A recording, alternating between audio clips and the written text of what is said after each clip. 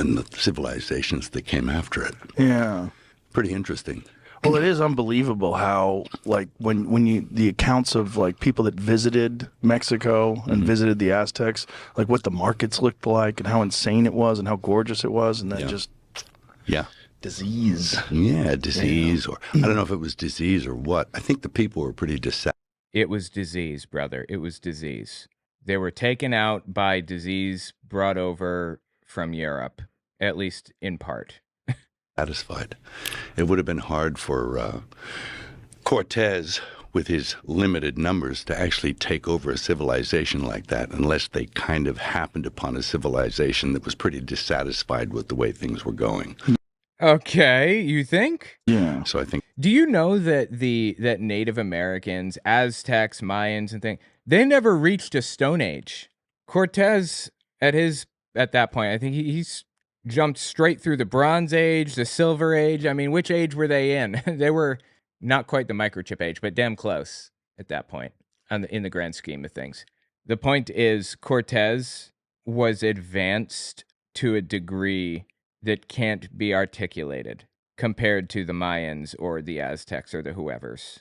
And this is what makes me laugh every time when I don't know if you guys remember, like in 2012, everybody thought the world was going to end because that's when the Mayan calendar ended and they had gotten a bunch of predictions correct or whatever.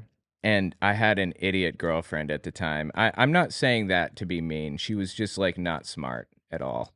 Anyway, her aunt was like trying to get her to like go to her house for whenever, November something 2012, when it was supposed to go down, because she just didn't know what was going to happen. It's like, are you kidding me? What do you think is going to happen? You think the Mayans, like thousands of years ago, had a bead on like society ending or something like that in 2012? Come on. Oh my God, dude, I'm getting bodied over here. Wow. This dude's giving me the business right now. I think they had people to help them sort of I'm rebel. sure. Yeah. When you're making a movie like Apocalypto, I mean, that's a crazy undertaking. You're making an entire movie where there's no English in it at all, and it's a blockbuster. Yeah, it's cool. It was fun. That's one of the best movies, man. It's a fucking... December 21st, 2012, that was it. So yeah, somebody said it for me. Thank you for that. Kind of absurd, man. Like, come on. great movie. Well, because I think it's scary because nobody's speaking your language. And you're looking at indigenous peoples who you... And because they're not speaking the language, you totally kind of buy it. And you can buy the horror and the primal nature of the story you want to tell. Mm-hmm. And really, it's just a series of fears, one after the other, being chased by, scary guys, or eaten by wild animals, or, hit by blow guns. It's all like a series of these things. But I think basically what I was doing was trying to talk about our time now and the civilization that we live in, and how close are we to collapse? We're not close to collapse at all. We're not anywhere near societal collapse. I found that, my brother, though, is, convinced that we are on the precipice of societal collapse, fascinatingly. He thinks that, well, let me rephrase. He believed that if Trump did not win the 2024 election, he believed that there was going to be a civil war. And he was 100% confident of this, bizarrely. There's no way in hell, no chance that would happen. None. Even in the worst moments of Germany, when everything was just a complete mess, Germans still got up every morning and went to work, came home at the end of the day. They were still doing their thing. Even at the worst moments in Ukraine, people were still getting up every day and going to work, even in contested areas. That's just how society works. That's how it happens. Society is nowhere near collapse. It's not going to happen. I will eat my shoe if it collapses. But you know what? If society does collapse, I won't have to live up to that promise anyway, because you guys won't be able to hear from me. So I can confidently say that. I will cut off my left finger if society collapses. I can say whatever I want. You guys will never know. Let's continue. I just finished writing a book titled Was Hitler an Atheist? It talks about religions during the Third Reich and how they work together. Catholics, Jehovah's Witnesses, and Protestants. And I even address the lies told by the evangelical world about Bonhoeffer. It's on Audible and Amazon. Okay, let's continue. And what are the things that lead to collapse? You know, it's environmental stuff. It's human sacrifice. Yeah. Oh, please. Get a grip on reality, brother. I'm begging you. I mean, we do that. Kinda. We do. Yeah. Yeah, We do what? Oh, my God. we do. I mean, again, he's a QAnoner. He believes in the QAnon everything. This is just insane and sad. Just dress it up. Yep. When you find out medications are killing people and they keep prescribing it.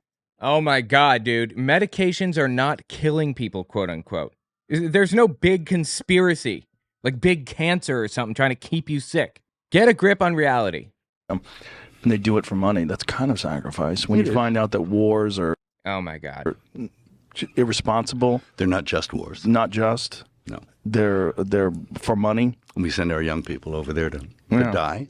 Oh, my God. He thinks the U.S. military is sacrificing people in some satanic ritual by sending them overseas to fight in a war. I say this without a hint of irony, and I hope that Joe Rogan and Mel Gibson hear it and take it to heart. Stop it. Get some help. Sometimes for good reasons, sometimes for not. I mean, Yeah. I love this. I love the warrior. I do. I love the warrior, but I hate the war. Yeah. And Well, you we know, hate an unjust war. Yes, absolutely. Yeah. Anyway, it's a mess. But the human sacrifice aspect is alive and well in our This is so stupid. society, I think. It really is. It's just dressed up in a different way. Yeah. Yeah, rhetoric around it. But they've always been able to justify it. Like in Apocalypto, it was like, yeah, so the crops will be better. Hey, we'll just, you know. Yeah, kill a few people. Yeah. And then I had all these people come out of the woodwork. Hey, we're archaeologists and scientists, and that never happened. So there's this revisionism about it, too, that it didn't Don't believe the archaeologists. Now we're getting into psychosis mode. happen. But there are accounts from the time where, yes, people did witness these things. And of course, I had a battery of archaeologists and scientists and professors on my own that say, yeah, well, this stuff did happen. And here's Wow, is he saying that he hired a bunch of archaeologists to tell him what he wanted to hear? That's not how this works. the depictions of it in paintings and images, and so it's like, it did happen. So When you set out to make a movie like that, like, first of all, what brings you to that? Did you get the script first? Like, what was it an idea that you had in your head? it was it just came from I'm unfamiliar with what they're referring to. in here. And I was working on something, and a buddy of mine said, so what do you want to do next? I said, man, I want to direct something, and I always want to direct a chase film. He said, what kind of chase? I said, a foot chase. He said, what? I said, yeah, people chasing you. I mean, there's something kind of primal and scary about a foot chase.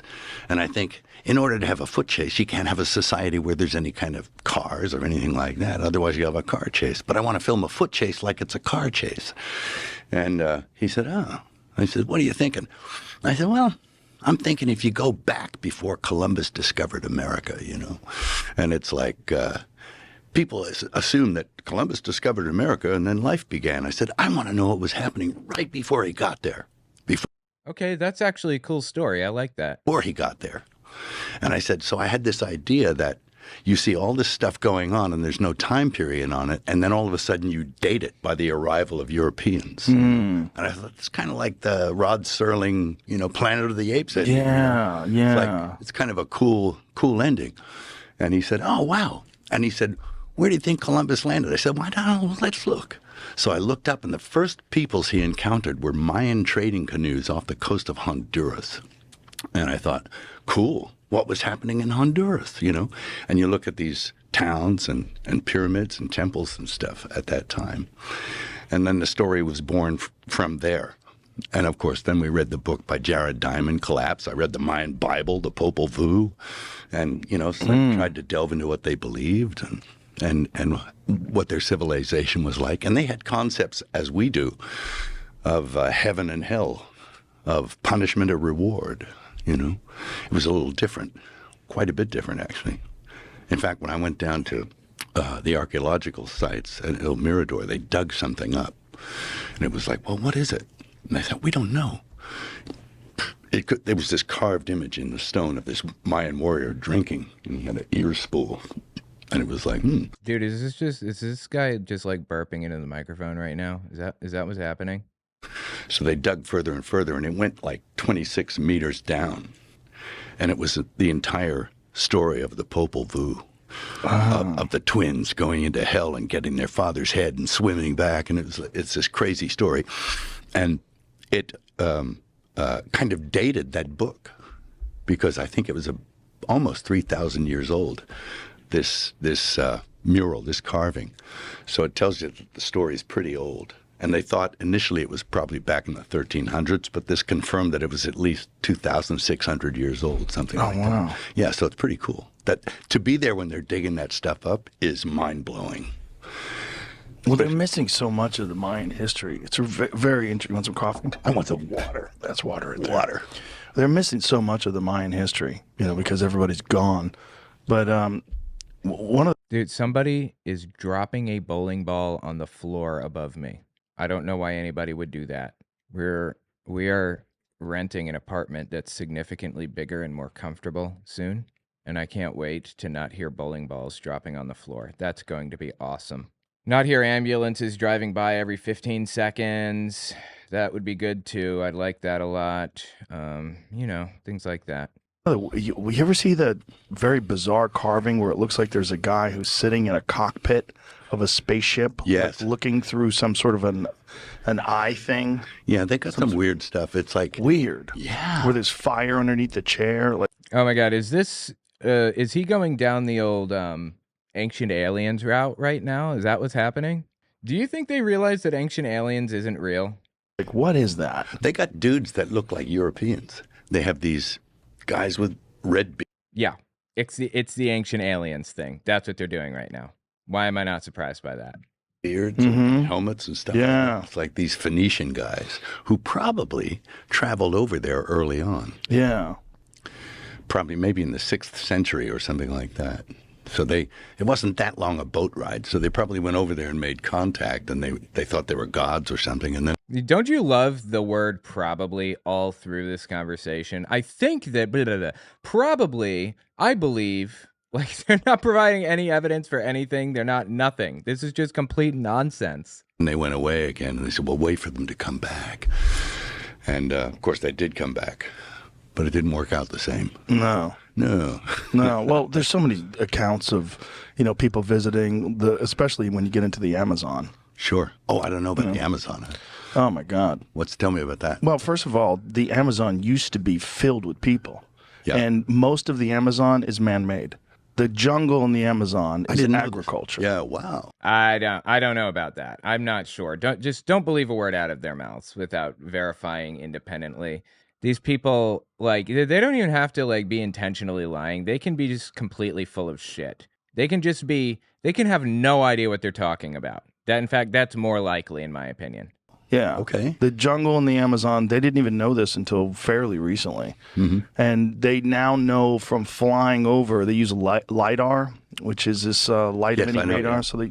So when they use this laser radar shit, when they fly over it, they're finding all these grids and pathways and cities in the jungle. So the jungle had consumed all these cities. I think there was millions and millions of people living in the Amazon. Yeah. And that Europeans came over, diseases, everybody dies, jungle consumes the city. People come back 200 years later looking for it, like the lost city of Z, that story. You're right. Yeah. They go back to look, and there's nothing left. Yeah, guns, germs, and steel. Yeah. That's Jared or whoever, Jared Diamond's other book. I downloaded that. I'm gonna give that a read if I can. It sounds interesting. Yeah. Great. Yeah. Wow, that's fascinating. I'll have to look into that then. And we're going through all those things right now: guns, germs, and steel. Oh yeah. Oh my God. Yeah, germs. Yeah. Oh God. The germs. I'm just on the tail end of some hideous flu that was going. I don't know if Did you get the H5N1 or whatever the fuck it is? I don't know what the hell. Yeah, He doesn't believe in a lot of this stuff, so I'd be surprised if he's going to admit to any of this. I had that. That was the swine thing. I had swine flu one time. Did you have that in 2009? Yes. Yeah. It was around then. Yeah. Yeah. You know why these people are okay with acknowledging the existence of swine flu from 2009? Because it was under Obama, and these people love blaming Obama for like absolutely everything. That's why. It was an epidemic, a pandemic, whatever you want to call it, but it didn't have the same sort of press releases that COVID did. Sure. I got the swine flu. I acted more like a pig, you know. Like, I don't know what you're talking about. It didn't have the same press releases? Yes, it did. Brother, what are you talking about? Of course it did. Swine flu was massive at the time. It's terrible. Terrible. Wallowing in my own mud. So I like Flight Risk. It's a fun movie. Oh, it's a hoot. You know, it's a hoot. I mean, I think the first thing you got to do with any film, and I think it's incumbent upon all directors, artists to entertain first, in some fashion. Even if it's a heavy story, you have to find some aspect of it that entertains. And I think this, for entertainment's sake, is just fun, and it's quick. I'm not subjecting you to 4 hours of like watching Autism Dry. Right. It's like The hell does that mean? Watching Autism Dry. You know, it's 85, 90 minutes. Yeah, and it's you're a out. good time. Yeah, and Mark is insane. Yeah, he's great in it. He plays a good psycho. Oh, he's a psychopath. Mark's got a good dark side. There's some dark stuff there that he was able to draw from, and every now and then he'd let it out. I can't even repeat some of the stuff he'd say. In fact, we had to cut most of it out. It was What, is this cancel culture? Are you telling me that you are adhering to cancel culture by not telling us what Mark said? like really sick, but we hint at it. Anyway, When you make a movie now, I mean, you've had such a career. Yeah. When you make a movie now, like what motivates you at this point in your life? Like how do you decide? Let's hit the green light on this one. yeah, there are things that speak to me, and they speak for a long time.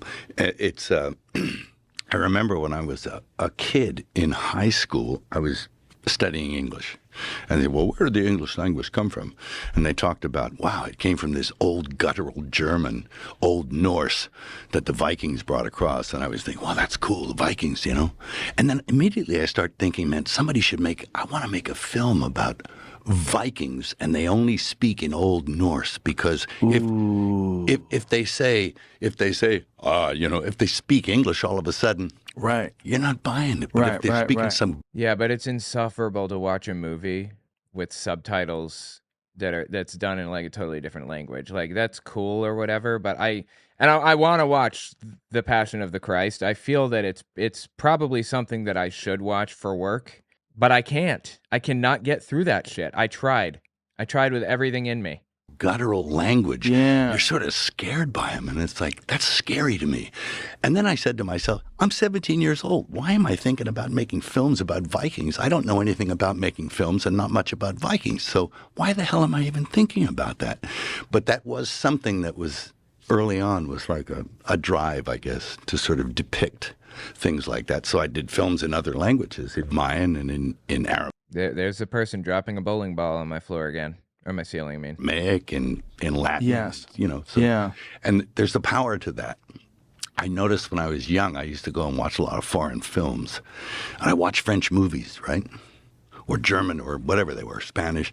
I'd watch them and I think, wow, the acting's great in those. And it seemed better because of the subtitles. Because Right. Yeah, yeah. more believable somehow. I don't know. Right, because you're not hearing insincerity in their voice because you don't even understand what they're saying. No. Yeah, you just feel the emotions in the words. And it also it has to take your attention because you have to do another function. You have to read, Yeah. which is another thing that's sort of maybe. Insufferable when I'm watching a movie. Like, if I wanted to read, I would read. I do read all the time. I'm not watching a movie to read. I'm watching a movie to watch a movie. Blinds you to the flaws in the filmmaking, perhaps. So, hey, it's a great trick. Yeah. It's obfuscation. There's a thing about reading it while you're watching it. It's like an added element of concentration. Mm-hmm. Like subtitled movies, you feel like you're a smarter person watching a movie where you're reading it as well. Yeah. What? What is he talking about? Is he referring to like some study that he read? I doubt it. I think he's just shooting from the hip right now. And there's something about the written word that's like, it's a pretty interesting thing to throw into the mix. I know when I first started it was kind of confusing, but then I got really good at it. And I think, especially with something like The Passion that I did, the written word was very important. Mm-hmm. Passion of the Christ. Yeah, I guess he directed that. And Jim Caviezel is just like him in that he's out of his head, drunk on QAnon. Like, holy shit. I don't know how somebody gets to that point where their minds are that shot. Was, you Stop it. Get some help. got all those books, the Bible, you've got the different gospels and stuff that people are quite familiar with. Half the time, they didn't even need to read the subtitles. They could look at it and know what was going on. Playoffs. It's like, I don't know what the hell he's talking about, but no sponsorships for me. Thank you. Jump forward here. There we are. But it seemed like there was resistance to that movie. Oh, yeah. No, there was. Wait, which movie? ng.co/audio. That was a crazy movie because it was a I assume he's talking about Passion of the Christ. There was resistance to it? great movie, but it seemed like there was resistance to that movie. What resistance? Oh, yeah. No, there was. Which I thought was very strange. There was like Hollywood resistance to that movie. Like people. What are you talking about? It was like one of the biggest movies ever at the time. Didn't like that you were making it. It seemed like. Yeah, there was a lot of opposition to it, and what? From who? Lay down some names for me. I'm begging you. I don't know. I think if you ever hit on that subject matter, you're gonna get people going because, of course, it's because what? Tell us. What he means to say is because there are Satanists around every corner that are drinking the blood of innocents, right? big subject matter, and it's like, and my contention is, when I was making it, it was like, you're making this film, and the idea was that we're all responsible for this, that his sacrifice was for all mankind. Okay. And that. I don't think that he even sacrificed himself. I don't know that he was real. Probably. I'll say he was probably real. I don't believe that he died for our sins or whatever. For all our ills and all the things in our fallen nature. It was a redemption. So, That doesn't make any sense. Why would he need to die for our sins in the first place? I don't understand. Please, explain like I'm 5. Why would somebody dying improve my situation at all? I can't, commit a crime. I can't, murder somebody, for example, and have somebody else go in and serve the time on my behalf. It does not work that way. So I'm really not sure how this makes any sense at all to anybody. And I believe that, I actually am, I was born into a Catholic family. I'm very Christian in my beliefs, So I do actually believe this stuff to the full. So depicting that was an honor, but it was also, you got the daylights beat out of you for it. Yeah, because there's resistance, first of all, from secular Hollywood, where... God, it's so sad to see Joe Rogan go down this road. The guy is lost. He's lost. His mind is shot. There's nothing left of Joe Rogan. I'm sad to say. There was a period in time when he was very much like my brother, in that he was just kind of in the center for the most part. Believed some left-wing things, believed some right-wing things, and just liked having interesting conversations with people. And I understand that there was a point in time with Alex Jones where he wasn't like this far-right nutcase like he is today. He was more like, he talked about aliens and stuff. Like, if you say you're listening to Alex Jones, the belief is that, or the assumptions that you're listening to him talk about alien encounters and abductions and stuff. That's weird, but it's not this far-right, borderline Nazi or outright Nazi ideology that he's pushing. Joe Rogan and Alex Jones both are lost now. Their minds are lost. They're gone. They are, whether they mean to or not, whether they realize it, they are furthering the goals of neo-Nazis. Same with the far-right Christian movement. They used to be nutcases or whatever, but they're not just nutcases now.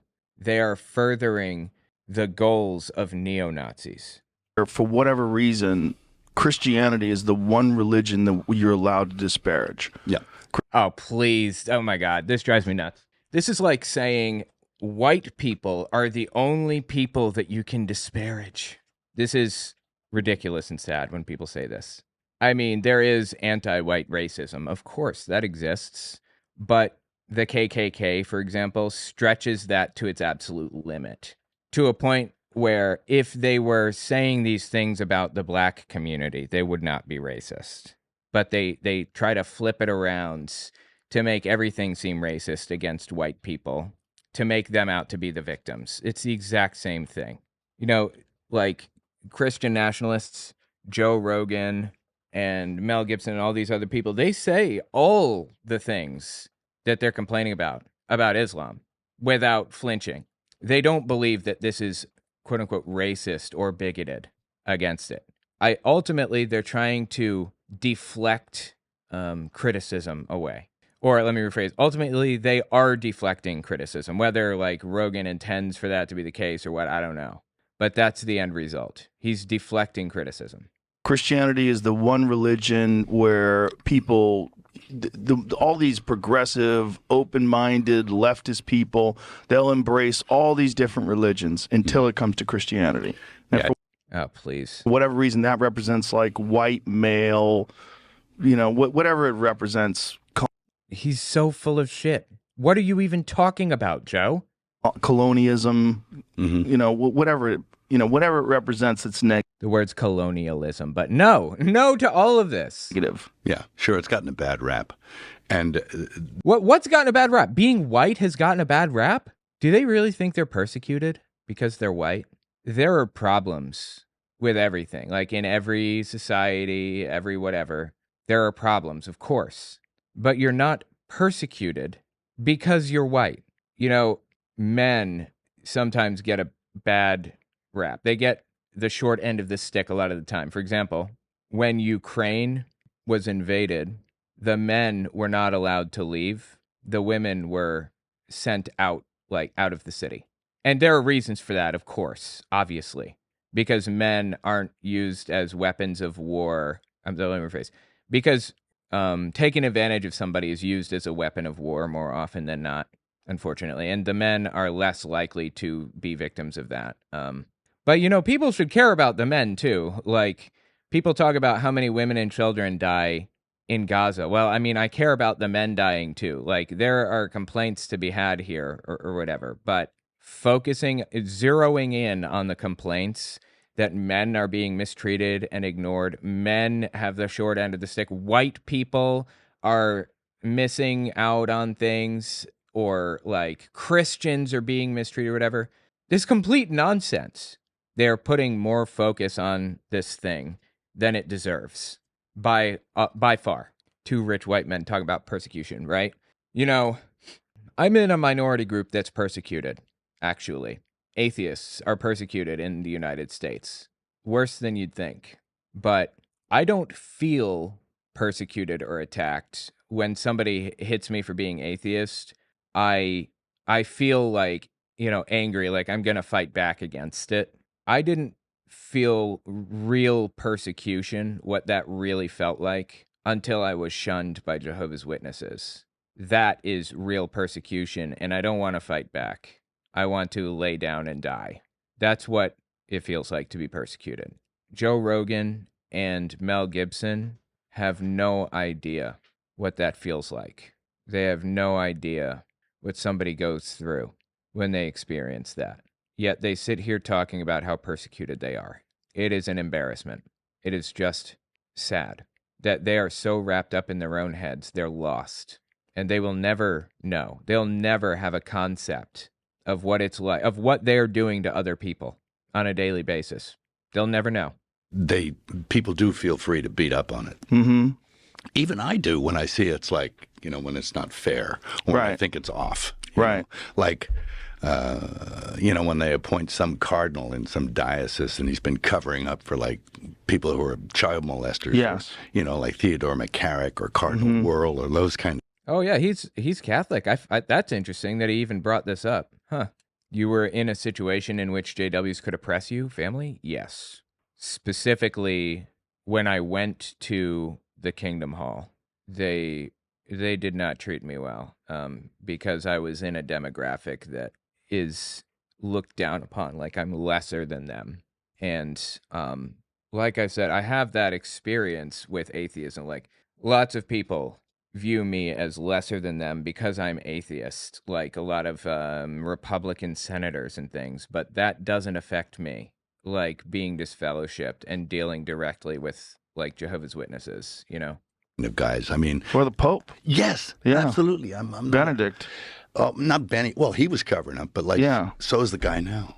Is he really? Francis, no. Oh my God, dude. To my knowledge, Francis is actually okay. I don't believe that Francis is covering anything up, but Gibson doesn't like Francis, the current pope, because he basically has come out in favor of gay people and said that gay people are like, they're also God's children, like everybody else, if I remember correctly. He is anti-abortion still, of course. Like Catholicism has been anti-abortion for a really long time, but yeah. Really? Well, yeah. It's not great. I thought he was like the more progressive Pope. Oh, he's very progressive. Yes. Yeah, that's the problem in Gibson's mind. He's progressive. He doesn't want a progressive pope. But he's covering up for stuff as well. Well, they all are. I mean, it's a dark institution in a lot of ways because it's history. Dude, you're talking to a Catholic right now. Gibson is a Catholic. God, Joe Rogan is just missing it. He's lost the play. He has no idea what Gibson is complaining about right now, and he's hitting all the wrong buttons. Mm-hmm. You know. Well, the institution, it was instituted by Christ, but that doesn't I told you. Oh, I love it. mean that it can't be flawed. And there's a school of thought that says it isn't what it purports to be anymore. It's moved away from what it was intended to be and what it is. Almost, there's a guy called Bishop Vigano who says it's a counterfeit parallel church, and it's running an entirely different religion. I knew it. It's fascinating to me, like how Catholicism operates and how different it is. Like there were a lot of Catholic priests in World War II, for example, that helped Jews like a lot. They opened their catacombs to hide them in there, for example. And then there were people like Father Kuhn in Budapest who went around with like a company of Nazi soldiers who, when leveling their guns at Jewish victims, would yell, "In the name of Christ, fire." It's a very diverse, politically diverse institution, bizarrely. Like the Pope doesn't believe in abortion and will pretty much vote against anybody or endorse anybody that's opposed to abortion. But he's also in favor of, like, he thinks that everybody's God's children.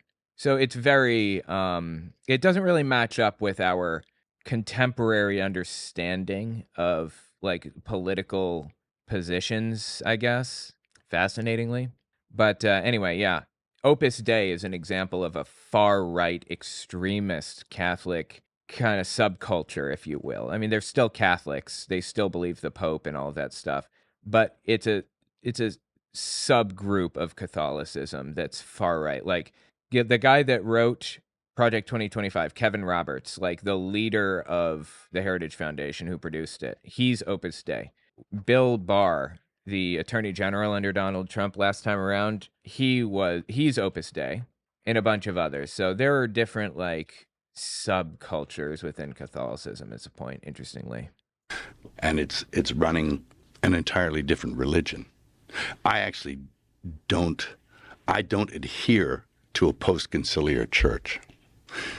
Which means he believes that the Catholic Church is God's church. Like, if you Google right now who was the first pope, there's an answer to that. Catholicism wasn't always the main kind of big branch of Christianity. But it'll say, if you Google it, like Peter or something, like one of Jesus' apostles. I don't remember who. Yeah, I think it was Peter. Actually, the first pope came along in like the year 400 or something, not immediately after Jesus. But the word Catholic means universal. So there was a Catholicost is what it was called, where Catholicism took over everything. Like it kind of invaded lands and became the standard version of Christianity that everybody adhered to in around 400, I think, or maybe 538. I don't remember. Anyway, the point is, though, that Catholicism hasn't always been. It wasn't passed down from Jesus to Francis that way, contrary to popular belief. Right here. Can you define what that means? Okay. There was an event that happened in the 60s. First, there was an event in the Vatican where they elected John the 23rd Pope, right, in 1958. I was 2 years old, right? He was elected, and it was a very funny thing that happened in the conclave. You know, usually there's white and black smoke that goes out of the chimneys to tell you, we have a pope, you know, habemus papam, you know. And the white smoke came out, and everybody cheered, and they went crazy. And then about a half an hour later, black smoke came out. That never in history has that happened. Right. Black smoke means they threw the papers in. No. Black smoke means that they've decided a pope. I think white smoke means they threw paper in to burn the things, to burn the vote counts or something. I don't remember. Anyway, white smoke is waiting for an answer, trying to decide. Black smoke is we've decided, I believe. That the white smoke came out, and then the black smoke came So out. white smoke means we found a new pope. Black smoke means no pope. That's right. They'd have votes, or there'd be one reason or another they'd have a round in the conclave, and black smoke would come out many times. Maybe it would take 2 weeks. But never was it known that white smoke came out, then black smoke came out. So what was the scenario? That somebody was elected, and that maybe something else happened, and he was Okay, you're not giving us any information. What are you talking about? pushed aside and someone else was put in. Ah, So it was power struggle. some kind of power struggle. And, of course, Well, I mean, they burn their votes at the end of it. That's why smoke comes out different colors, because they burn the votes and then they finally decide on things or whatever. So it doesn't mean a power struggle necessarily. It could just mean like, oh, we messed up. Oops, we accidentally chose this or whatever instead, right? Oh no, YouTube stopped my stream. Oh, thanks for telling me. How long ago? God, Joe Rogan it's almost like he's afraid of being criticized, right?